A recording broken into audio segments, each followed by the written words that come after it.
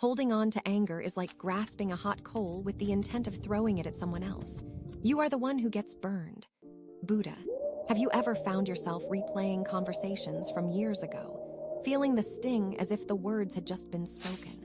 Maybe you've carried a grudge against a friend or family member, letting their actions echo quietly in the back of your mind. Sometimes, wounds from childhood or old betrayals become companions we don't recall inviting.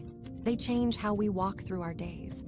A quiet heaviness, a reluctance to forgive, an almost invisible shield we raise, hoping to stay safe from future hurt, but in doing so, still holding on to the pain of the past. It's hard to explain, but sometimes these remnants of grievance color our world, appearing at odd moments. Maybe when a friend is late and you recall every time someone let you down, or when an apology comes, but bitterness speaks louder inside. This isn't weakness.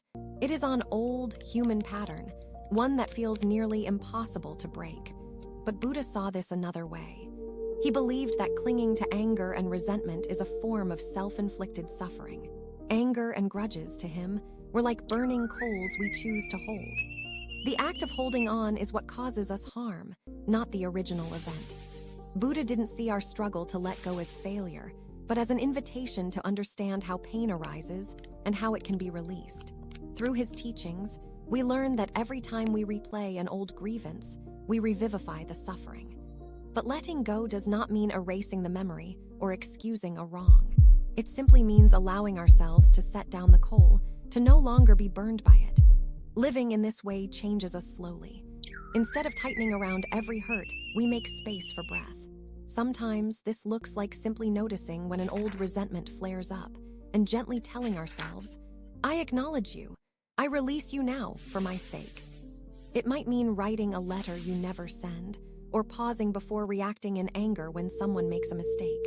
With practice, forgiveness becomes less about the other and more about compassion for oneself. In small ways, we become softer. We trust more in the possibility of peace. Joy finds more room to grow where bitterness is set down. If this speaks to something in you, consider subscribing. I'm building a quiet corner of the internet for people like us.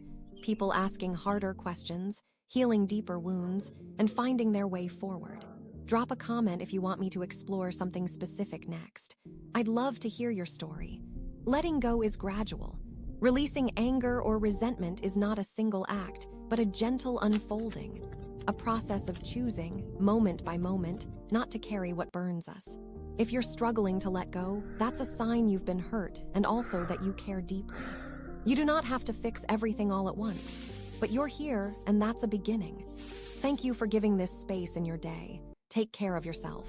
I'll see you in the next one.